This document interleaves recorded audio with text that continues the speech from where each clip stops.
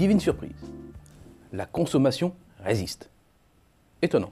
Alors que le chômage monte, que le pouvoir d'achat descend, que la confiance des ménages est en berne.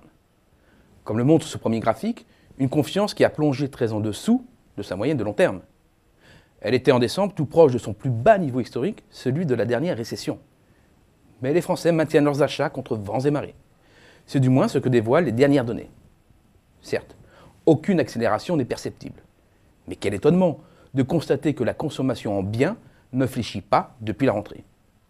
Une consommation à peine écornée de 0,1% en novembre et dont l'acquis de croissance remonte à 0,1% pour le quatrième trimestre. Cela nous permet d'estimer que l'année 2011 s'est achevée sur un niveau de consommation comparable à celui de 2010. Comment expliquer ce paradoxe? Sur une logique comptable, si la consommation progresse plus vite que les revenus, c'est que le taux d'épargne recule. C'était déjà le cas au troisième trimestre. Après avoir culminé à 17,3% en juin, niveau le plus élevé depuis 1983, le taux d'épargne est redescendu à 17,1% cet été. L'abondance de l'épargne des ménages en France constitue à ce titre un facteur d'espoir. C'est autant de réserves qui peuvent être mobilisées pour maintenir le niveau des dépenses et éviter ainsi un décrochage trop brutal de la consommation. Un décrochage de la consommation qui entraînerait la France dans une violente récession. Il est donc fondamental de comprendre pourquoi les ménages ont puisé dans leur épargne pour poser une prévision plus précise sur l'évolution future de la consommation.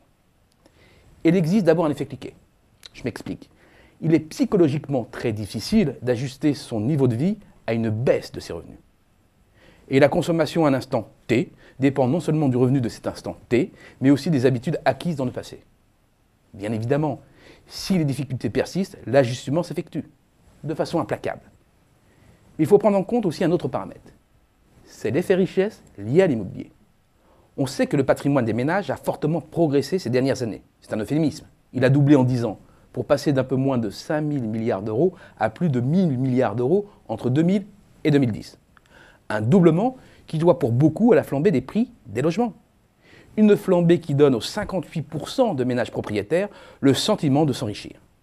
En cas de coup dur, reste toujours la possibilité de vendre son bien, avec à la clé une belle plus-value.